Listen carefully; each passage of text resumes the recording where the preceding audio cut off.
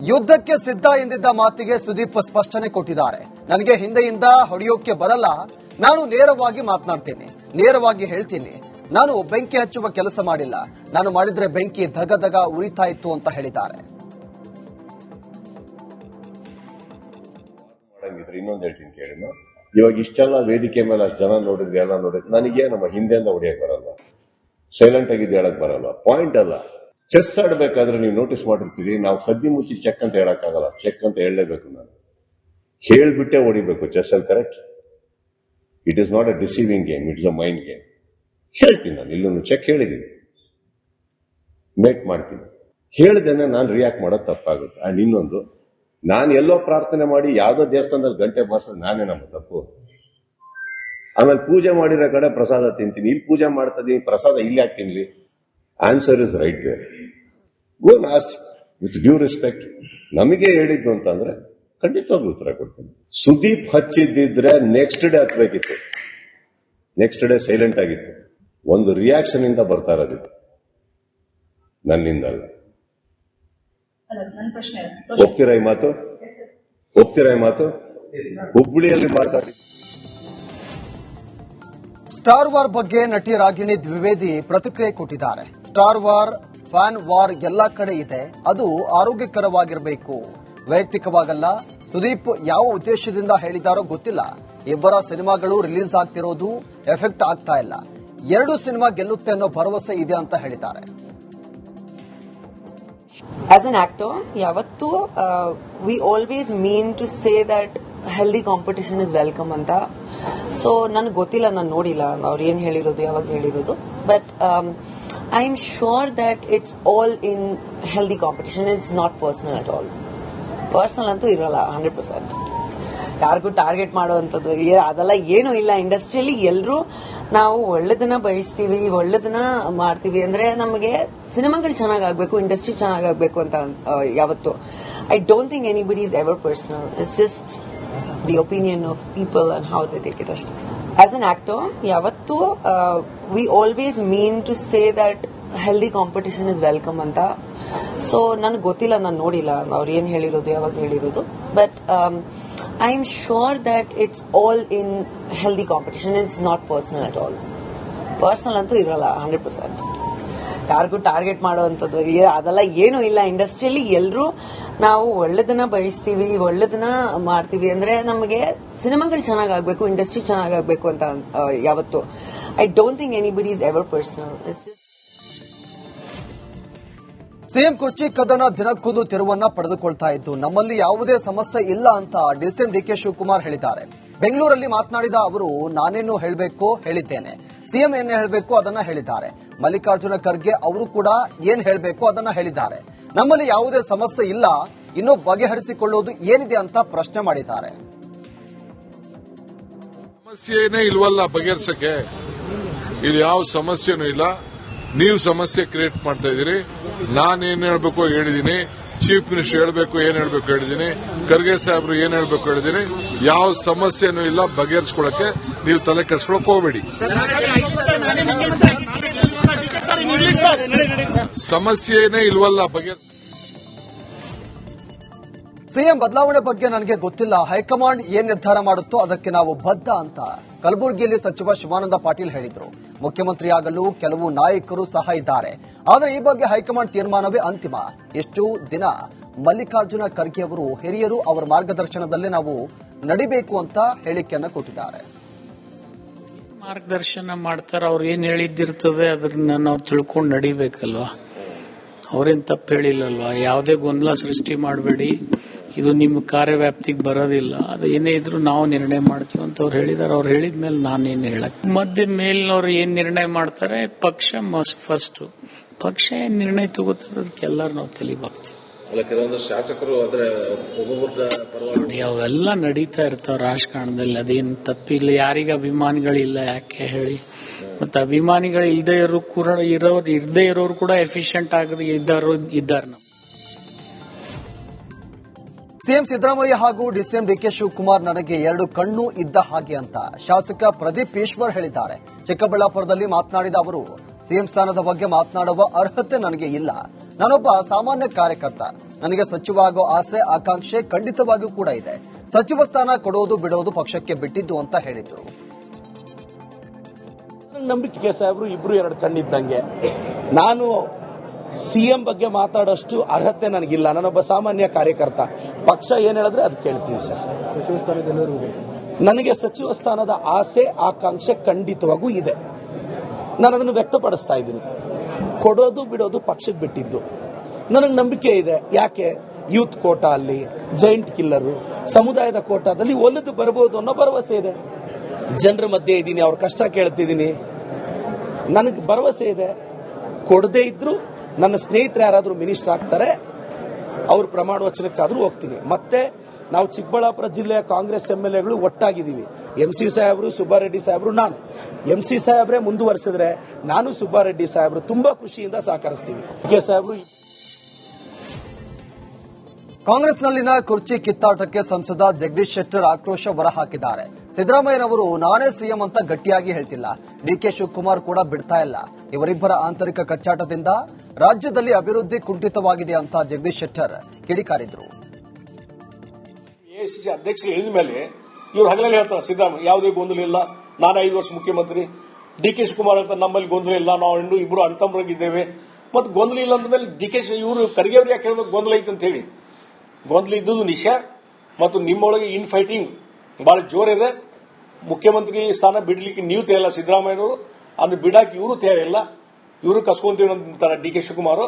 ಇವರು ಇನ್ ಫೈಟಿಂದಾಗ ಆಡಳಿತ ವ್ಯವಸ್ಥೆ ಕುಸಿದೋಗಿದೆ. ಅಧಿಕಾರಿಗಳು ಯಾರು ಮಾತು ಕೇಳ್ತಾ ಇಲ್ಲ. ಕರಪ್ಷನ್ ಸಿಕ್ಕಾಪಟ್ಟೆ ಆಗಿದೆ. ನಿಮ್ಮಲ್ಲಿ ಸಿಎಂ ಡಿಸಿಎಂ ಯಾರಂತ ಗೊಂದಲ. ಈಗ ಸಿದ್ದರಾಮಯ್ಯ ಇಲ್ಲಿ ಮಟ್ಟ ಹೇಳ್ತಾರೆ 5 ವರ್ಷ ಮುಖ್ಯಮಂತ್ರಿ ಅಂತ ಹೇಳ್ತಿದ್ರು. ಈಗೇನ್ ಹೇಳಾಕತ್ತಾರ, ಇವತ್ತು ನಾ ಮುಖ್ಯಮಂತ್ರಿ, ಮುಂದೆ ಹೈಕಮಾಂಡ್ ಎಲ್ಲಿ ಮಟ್ಟ ಹೇಳ್ತಾರೆ ಅಲ್ಲಿ ಮಟ್ಟ ಮುಖ್ಯಮಂತ್ರಿ. ಡಿಕೆ ಶಿವಕುಮಾರ್ ಹೇಳ್ತಾರೆ ನಮ್ದು ಒಪ್ಪಂದ ಆಗಿದೆ ಅಂತ ಹೇಳ್ತಾರೆ. ಇಬ್ಬರು ಕೂತು ಒಂದು ಪ್ರೆಸ್ ಕಾನ್ಫರೆನ್ಸ್ ಮಾಡಿ ಅನೌನ್ಸ್ ಮಾಡಿಬಿಡ್ರಿ ನೀವು. ಹಿಂಗೆ ಅಗ್ರಿಮೆಂಟ್ ಆಗಿತ್ತು ನಮ್ದು 2.5 ವರ್ಷ, ಅದಕ್ಕೆ ಇನ್ನೊಂದು ಸ್ವಲ್ಪ ಸಮಯ. ಗ್ಯಾರಂಟಿ ಯೋಜನೆಗಳಿಂದಾಗಿ ರಾಜ್ಯ ಸರ್ಕಾರ ಸಂಪೂರ್ಣವಾಗಿ ಗೊಂದಲದಲ್ಲಿದೆ. ಸರ್ಕಾರದ ಖಜಾನೆ ಕೂಡ ಖಾಲಿಯಾಗಿದೆ ಅಂತ ಬೆಳಗಾವಿಯಲ್ಲಿ ಸಂಸದ ಜಗದೀಶ್ ಶೆಟ್ಟರ್ ವಾಗ್ದಾಳಿ ನಡೆಸಿದ್ರು. ಜೊತೆಗೆ ಗೃಹಲಕ್ಷ್ಮಿ ಯೋಜನೆಗೆ ಸಂಬಂಧಪಟ್ಟಂತೆ ಶ್ವೇತಪತ್ರ ಹೊರಡಿಸಲಿ ಅಂತ ಸವಾಲ್ ಹಾಕಿದ್ರು. ಇವತ್ತು ಒಬ್ಬರು ಜವಾಬ್ದಾರಿದ ಮಂತ್ರಿಗಳು ಮತ್ತು ಏನಾದರೂ ಕನ್ಫ್ಯೂಸ್ ಆದಾಗ ಮುಖ್ಯಮಂತ್ರಿ ಉಪಮುಖ್ಯಮಂತ್ರಿ ಅನ್ನುವಂಥವ್ರು ಸ್ಪಷ್ಟೀಕರಣ ಕೊಡಬೇಕು. ಈಗ ಎಲ್ಲರೂ ಕನ್ಫ್ಯೂಸ್ ನಲ್ಲಿ ಇದ್ದಾರೆ. ಈ ಗ್ಯಾರಂಟಿ ಯೋಜನೆ ಬಂದ ಮೇಲೆ ಇಡೀ ಸರ್ಕಾರ ಕನ್ಫ್ಯೂಸ್ ಆಗದ. ಸರ್ಕಾರದ ಖಜಾನೆ ಖಾಲಿ ಆಗಿಬಿಟ್ಟಿದೆ. ಫೆಬ್ರವರಿ ತಿಂಗಳು ಕೊಟ್ಟೇವೆ ಅಂತಾರ, ಕೊಡುದಿಲ್ಲ ಅಂತಾರ, ಅದನ್ನ ನೆಕ್ಸ್ಟ್ ಮಂತ್ ಕೊಟ್ಟೇವೆ ಅಂತಾರ. ನಿಮ್ಗೆ ABCD ಲೆಕ್ಕ ಕಲಿಸಬೇಕಾಗಿತ್ತು ನಿಮ್ಗೆ ಹೊಸದಾಗಿ. ನಾ ಹೇಳ್ತೀನಿ, ಇವತ್ತು ಖಜಾನೆಯಲ್ಲಿ ಹಣ ಇಲ್ಲ ಅಂದ್ರೆ ಇಲ್ಲ ಅಂತ ಹೇಳ್ರಿ ಸ್ಪಷ್ಟವಾಗಿ. ಆದ್ರೆ ಈ ರೀತಿ ಕನ್ಫ್ಯೂಷನ್ ಮಾಡುವಂತದ್ದು ಮಾಡಕ್ ಹೋಗ್ಬೇಡ್ರಿ. ಅಥವಾ ಗ್ಯಾರಂಟಿ ಯೋಜನೆ ನಮ್ಗೆ ಅನುಷ್ಠಾನ ಮಾಡ್ಲಿಕ್ಕೆ ಆಗುದಿಲ್ಲ ಅಂತ ಹೇಳಿ ಕೈ ಹರಿದು ಬಿಡ್ರಿ, ಅದನ್ನ ಹೋಗ್ಲಿ. ಅದನ್ನು ಮಾಡಕ್ ತಯಾರಿಲ್ಲ. ಒಂದು ಕೆಲವು ತಿಂಗಳು ಕೊಡ್ತೀನಿ, ಕೆಲವು ತಿಂಗಳು ಕೊಡುದಿಲ್ಲ ಅಂತಂದ್ರೆ ಏನ್ ಕನ್ಫ್ಯೂಷನ್? ಅದಕ್ಕಾಗಿ ಲಕ್ಷ್ಮೀ ಹೆಬ್ಬಾಳ್ಕರ್ ಅವರು ಏನೋ ಕನ್ಫ್ಯೂಷನ್ ಇದ್ದಾರೆ. ಅದಕ್ಕೆ ಸ್ಪಷ್ಟತೆ ಯಾರು ಕೊಡಬೇಕು? ಸಿಎಂ ಮತ್ತು DCM ಕೊಡಬೇಕು. ಅವರಾದ್ರೂ ಕೊಟ್ಟು ಇದು ಮಾಡಲಿ. ಅದಕ್ಕಾಗಿ ಇವತ್ತೇನು ಎಷ್ಟು ಇಲ್ಲಿವರೆಗೆ ಎಷ್ಟು ಗೃಹಲಕ್ಷ್ಮಿ ಹಣ ಇವತ್ತು ಕುರ್ಚಿ ಕಿತ್ತಾಟದ ನಡುವೆ ಡಿಸಿಎಂ ಡಿಕೆ ಶಿವಕುಮಾರ್ ಮೇಲಿಂದ ಮೇಲೆ ದೆಹಲಿಗೆ ಭೇಟಿ ನೀಡ್ತಾ ಇರೋದು ಭಾರಿ ಕುತೂಹಲ ಮೂಡಿಸ್ತಾ ಇದೆ. ಇಂದು ಕೂಡ ದೆಹಲಿಗೆ ತೆರಳುತ್ತಾ ಇದ್ದು ಬೆಳಗ್ಗೆ 9 ಗಂಟೆಗೆ ಪ್ರಯಾಣ ಮಾಡಲಿದ್ದಾರೆ. ಕೇಂದ್ರ ಜಲಶಕ್ತಿ ಸಚಿವರ ಮೀಟಿಂಗ್ನಲ್ಲಿ ಭಾಗಿಯಾಗಲಿದ್ದಾರೆ. ಇನ್ನು ಬಬಲೇಶ್ವರ ಮತಕ್ಷೇತ್ರದ ಹಲವು ಬಿಜೆಪಿ ಮುಖಂಡರು ಕಾಂಗ್ರೆಸ್ಗೆ ಸೇರ್ಪಡೆಯಾಗಿದ್ದಾರೆ. ಸಚಿವ ಎಂಬಿ ಪಾಟೀಲ್ ಗೃಹ ಕಚೇರಿಯಲ್ಲಿ ಕಾಂಗ್ರೆಸ್ ಪಕ್ಷಕ್ಕೆ ಸೇರಿದ್ರು. ಈ ವೇಳೆ ಮಾತನಾಡಿದ ಸಚಿವ ಎಂಬಿ ಪಾಟೀಲ್, ಬಬಲೇಶ್ವರ ಕ್ಷೇತ್ರ ಬಿಜೆಪಿ ಮುಕ್ತವಾಗ್ತಾ ಇದೆ. ಬಿಜೆಪಿಯ ಅರ್ಧದಷ್ಟು ನಾಯಕರು ಮತ್ತು ಕಾರ್ಯಕರ್ತರು ಕಾಂಗ್ರೆಸ್ ಸೇರಲಿದ್ದಾರೆ. 6 ಬ್ಯಾಚ್ಗಳಲ್ಲಿ ಈಗ 1 ಬ್ಯಾಚ್ ಕಾಂಗ್ರೆಸ್ಗೆ ಸೇರ್ಪಡೆಯಾಗಿದೆ.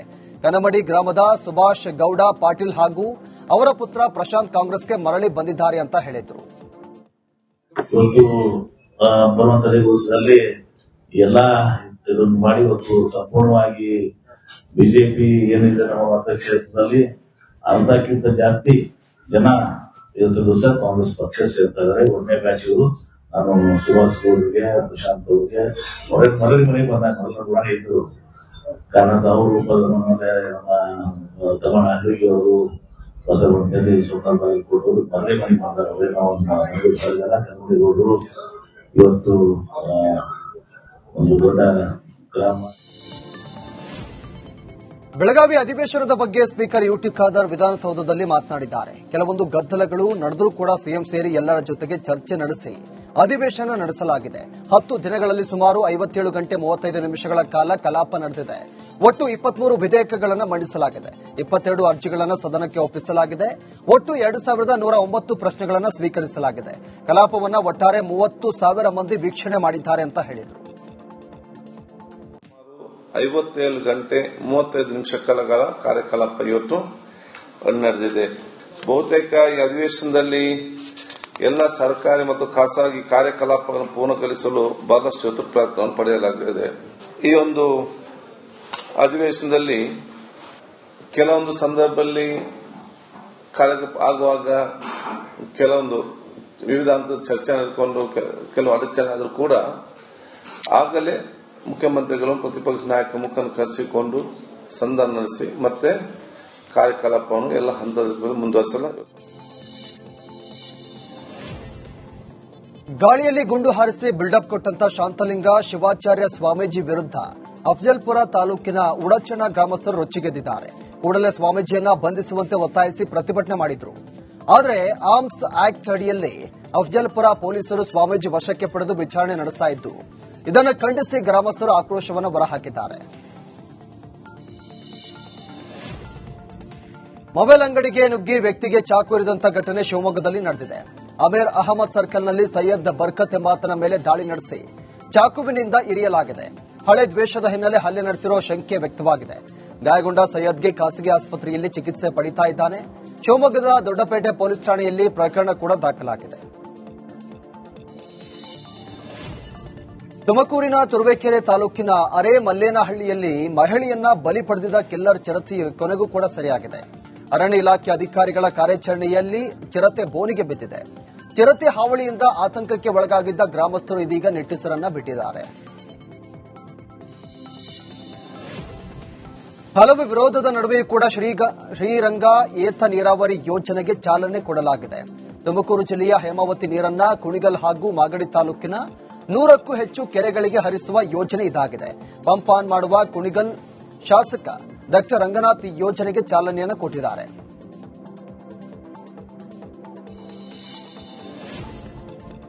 ರಿಯಲ್ ಎಸ್ಟೇಟ್ ಉದ್ಯಮಿ ರಂಗನಾಥ್ ಆತ್ಮಹತ್ಯೆ ಪ್ರಕರಣಕ್ಕೆ ಟ್ವಿಸ್ಟ್ ಸಿಕ್ಕಿದೆ. ಕೊಲೆ ಕೇಸ್ ಅಡಿಯಲ್ಲಿ ಆದಿಕೇಶವಲು ಮಗ ಶ್ರೀನಿವಾಸ್ನನ್ನ ಸಿಬಿಐ ವಶಕ್ಕೆ ಪಡೆದಿದೆ. ರಂಗನಾಥ್ ಕರ್ನಾಟಕ ಆಂಧ್ರಪ್ರದೇಶದಲ್ಲಿ ಹೆಚ್ಚು ಭೂ ವ್ಯವಹಾರವನ್ನು ನಡೆಸ್ತಾ ಇದ್ರು. ಅವರನ್ನ ಕಿಡ್ನಾಪ್ ಮಾಡಿ ಆತ್ಮಹತ್ಯೆ ಅಂತ ನಂಬಿಸಿ ಕೊಲೆ ಮಾಡಿದ್ರು. ಈ ಪ್ರಕರಣ ಕುರಿತು ರಂಗನಾಥ್ ಮಗ ಹೈಕೋರ್ಟ್ ಮೊರೆ ಹೋಗಿದ್ದ. ಸಿಬಿಐಗೆ ಪ್ರಕರಣವನ್ನ ವರ್ಗಾವಣೆ ಮಾಡಲಾಗಿತ್ತು. ಈಗ ಸಿಬಿಐ ಚೆನ್ನೈ ಅಧಿಕಾರಿಗಳು ಕಾರ್ಯಾಚರಣೆಯನ್ನ ನಡೆಸಿ ಆರೋಪಿಗಳನ್ನ ಬಂಧಿಸಿದ್ದಾರೆ. ಸುಜಾತಾ ಭಟ್ ಜೀವನದಲ್ಲಿ ಟ್ವಿಸ್ಟ್ ಮೇಲೆ ಟ್ವಿಸ್ಟ್ ನಡೀತಾ ಇದೆ. ಜೀವನಕ್ಕೆ ಆಧಾರವಾಗಿದ್ದ ಅಂಗಡಿಯೇ ಮಾಯವಾಗಿದೆ. ಪದ್ಮನಾಭನಗರ ಪಾರ್ಕ್ನಲ್ಲಿ ಸುಜಾತಾ ಭಟ್ 5 ವರ್ಷಗಳಿಂದ ಸೂಪ್ ಮಾರ್ತಾ ಇದ್ರು. ಅದಾದ ಬಳಿಕ ಅಂಗಡಿ ಮುಚ್ಚಿ ಧರ್ಮಸ್ಥಳ ಪ್ರಕರಣದಲ್ಲಿ ಕಾಣಿಸಿಕೊಂಡಿದ್ರು. ಅಲ್ಲಿಂದ ವಾಪಸ್ ಬರ್ತಾ ಇದ್ದಂತೆ ಪಾರ್ಕ್ನಲ್ಲಿದ್ದ ಅಂಗಡಿಯನ್ನ ಕ್ಲೋಸ್ ಮಾಡಿ ತೆರವು ಮಾಡಲಾಗಿತ್ತು. ಇದೀಗ ಜೀವನದ ದಾರಿ ಕಾಣದೆ ಸುಜಾತಾ ಭಟ್ ಕಣ್ಣೀರನ್ನ ಹಾಕ್ತಾ ಇದ್ದಾರೆ. ಇಟ್ಕೊಂಡಿರೋದೇನೆ ಬರ್ಲಿ ಅಯ್ಯಮ್ಮ ಅನ್ನುವಂತ ಒಂದು ಮಾನವೀಯತೆ ಬೇಡವಾ? ವಯಸ್ಸಾಗಿದೆ, ಏನೋ ಮಾಡ್ಕೊಂಡು ಹೋಗ್ಲಿ ಅನ್ನುವಂಥದ್ದು ಬೇಡವಾ? ಇಲ್ಲ ಇಲ್ಲಿ ಬಂದು ಮಾಡ್ಲೇಬಾರ್ದು ಅಂತ ಇವತ್ತು ಬೆಳಿಗ್ಗೆ ಬರ್ತೀನಿ, ಇಲ್ಲಿ ಹಾಕ್ಲೇಬಾರ್ದು ಅನ್ನೋ ತೀರ್ಮಾನ ತಗೊಂಡಿದ್ದಾರೆ ಅನ್ನುವ ಮಾತು ಬಂತು. ಹಾಗಾಗಿ ನಾನು ಆರಕ್ಷಕ ಅವ್ರ ಹತ್ರ ದಯವಿಟ್ಟು ಕೇಳಿಕೊಳ್ತಾ ಇದ್ದೀನಿ, ನನಗೆ ಇದಕ್ಕೊಂದು ಇದೊಂದು ಅವಕಾಶ ಮಾಡಿಕೊಡ್ಲಿ ಅಂತ. ತುಂಬಾ ನೋವಾಗ್ತಾ ಇದೆ ನನಗೆ, ಯಾರ ಹತ್ರ ಹೇಳ್ಕೊಳ್ಳಕ್ಕೂ ಆಗ್ತಾ ಇಲ್ಲ, ಅಷ್ಟು ನೋವಾಗಿದೆ ನನಗೆ. ಹಾಗಂತ ಜನನು ನನ್ನನ್ನು ಅಷ್ಟೊಂದು, ನಾನು ಹೇಳಿದ್ದೀನಲ್ಲ ಧರ್ಮಸ್ಥಳದ ಕಡೆ ನೀವು ಹೋಗ್ಬೇಡಿ ಅಂತ. ಇವಾಗ ನಿಮ್ಗೆ ಗೊತ್ತಾಯ್ತಾ? ಇವಾಗ ನಿಮ್ಮ ಹತ್ರ ಮಾತಾಡಕ್ಕೂ ನನಗೆ ಅಸಹ್ಯ. ಒಬ್ಬ ಮನುಷ್ಯ ಹೇಳಿದ ನನಗೆ ಅಷ್ಟು ನೋವಾಗಿದೆ, ಅಂದ್ರೆ ನಾನೇನ್ ಮಾಡಿದ್ದೀನಿ? ತುಂಬಾ ನೋವಾಗಿದೆ ನನಗೆ. ಇನ್ನು DCM DK Shivakumar city rounds ಹಾಕಿದ್ದಾರೆ. ರಸ್ತೆ ಕಾಮಗಾರಿಯನ್ನ ವೀಕ್ಷಣೆ ಮಾಡಿದ್ದಾರೆ. ಇದೇ ವೇಳೆ ಈಜಿಪುರದಲ್ಲಿ ಮಾತನಾಡಿದ ಇವರು, ಕೆರೆಯ ಪಕ್ಕ ಬಫರ್ ರಸ್ತೆ ಮಾಡ್ತಾ ಇದ್ದೇವೆ. ಮೊದಲ ಹಂತದಲ್ಲಿ ಈ ರಸ್ತೆ ನಿರ್ಮಾಣ ಮಾಡಲಾಗ್ತಾ ಇದ್ದು, ಇದು ಇತಿಹಾಸ ಸೃಷ್ಟಿ ಮಾಡಿರೋ ರೋಡ್ ಆಗಲಿದ್ದು ಆದಷ್ಟು ಬೇಗ ಕಾಮಗಾರಿ ಪೂರ್ಣವಾಗಲಿದೆ ಅಂತ ತಿಳಿಸಿದರು.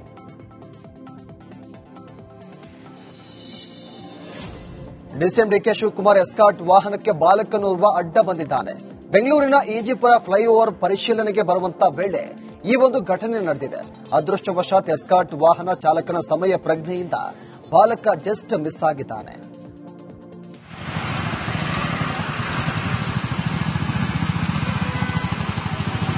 ಕರೆಕ್ಟ್ ಅಡ್ಡ ಬಂದ.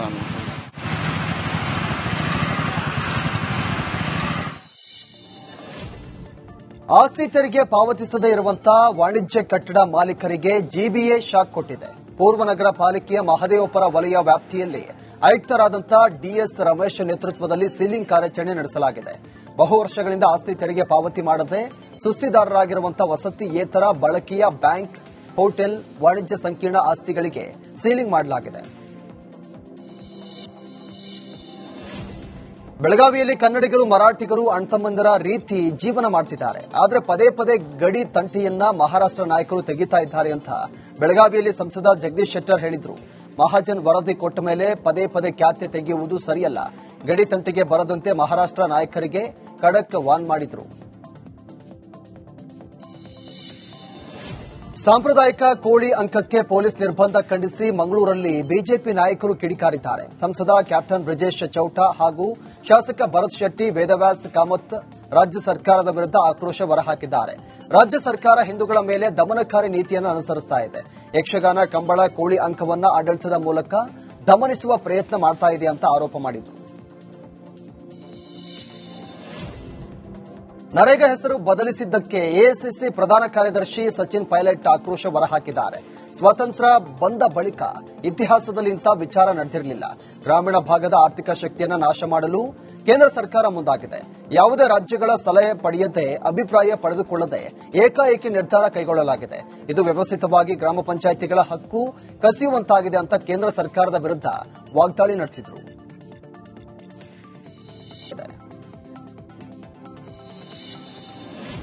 ಮೆಜೆಸ್ಟಿಕ್ನಲ್ಲಿ ಸಾರಿಗೆ ನೌಕರರ ಜಂಟಿ ಕ್ರಿಯಾ ಸಮಿತಿ ಕರಪತ್ರ ಹಂಚಿ ಮುಷ್ಕರದ ಬಗ್ಗೆ ಅರಿವು ಮೂಡಿಸಿದ್ದಾರೆ. ಕರಪತ್ರದಲ್ಲಿ ಹಲವು ವಿಚಾರಗಳನ್ನು ಉಲ್ಲೇಖ ಮಾಡಿದ್ದಾರೆ. ನ್ಯಾಯ ಸಿಗೋವರೆಗೂ ಕೂಡ ಹೋರಾಟದಿಂದ ಹಿಂದೆ ಸರಿಯಲ್ಲ, ಎಲ್ಲರೂ ಮಾನಸಿಕವಾಗಿ ಸಿದ್ದರಾಗಬೇಕು ಅಂತ ಉಲ್ಲೇಖ ಮಾಡಿದ್ದಾರೆ. ಮೆಜೆಸ್ಟಿಕ್ನಿಂದ ಹೊರಡುವಂತಹ ಎಲ್ಲಾ ಬಸ್ ಚಾಲಕರಿಗೂ ಕೂಡ ಕರಪತ್ರವನ್ನು ಹಂಚಲಾಗಿದೆ.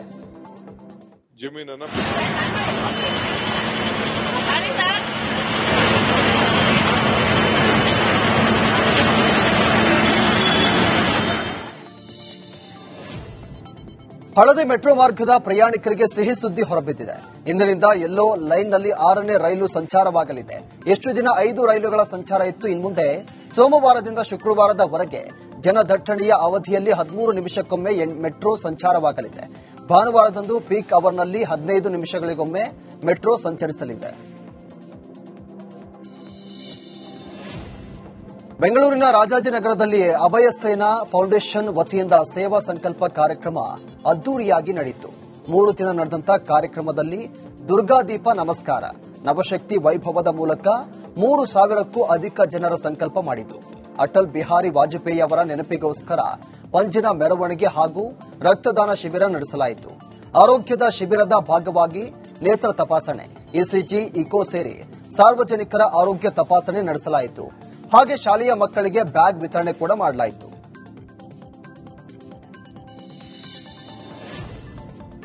ಉಡುಪಿಯಿಂದ ಆರಂಭವಾದಂತಹ ಆದಿಯೋಗಿ ರಥಯಾತ್ರೆ ಮಡಿಕೇರಿ ಆಗಮಿಸಿದ್ದು, ಇಲ್ಲಿಂದ ಮೈಸೂರು ಜಿಲ್ಲೆಗೆ ತಲುಪಲಿದೆ. ಮರದಿಂದ ನಿರ್ಮಿತವಾದಂತಹ 3 ಟನ್ ಭಾರದ ಈ ರಥ ಎಳೆಯಲು 40 ಮಂದಿಯ ತಂಡವಿದೆ. ಅಲ್ಲಲ್ಲಿ ರಥ ಎಳೆಯಲು ಭಕ್ತರು ಸಾಥ್ ನೀಡ್ತಾ ಇದ್ದಾರೆ. ರಥದಲ್ಲಿ ಆದಿಯೋಗಿಯ ಮೂರ್ತಿ, ಸದ್ಗುರುಗಳ ಪಾದುಕೆ ಇದ್ದು ಒಟ್ಟು 70 ದಿನದಲ್ಲಿ 1000 ಕಿಲೋಮೀಟರ್ ಕ್ರಮಿಸಿ ಫೆಬ್ರವರಿ 13ರಂದು ಕೊಯಂಬತ್ತೂರು ಈಶಾ ಕೇಂದ್ರ ತಲುಪಲಿದೆ.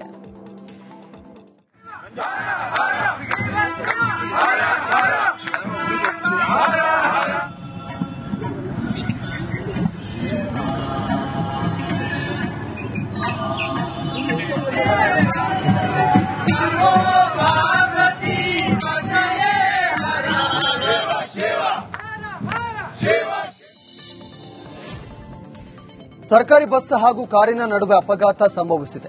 ದಾವಣಗೆರೆಯ ದ್ಯಾಮೇನಹಳ್ಳಿ ಗ್ರಾಮದ ಬಳಿ ಈ ಒಂದು ಘಟನೆ ನಡೆದಿದೆ. 3 ಗಾಯಗೊಂಡಿದ್ದು, ಓರ್ವನ ಸ್ಥಿತಿ ಗಂಭೀರವಾಗಿದೆ.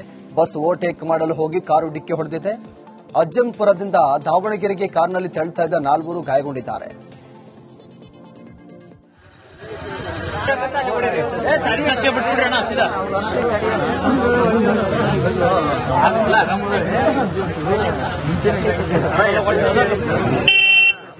ನ್ಯಾಕ್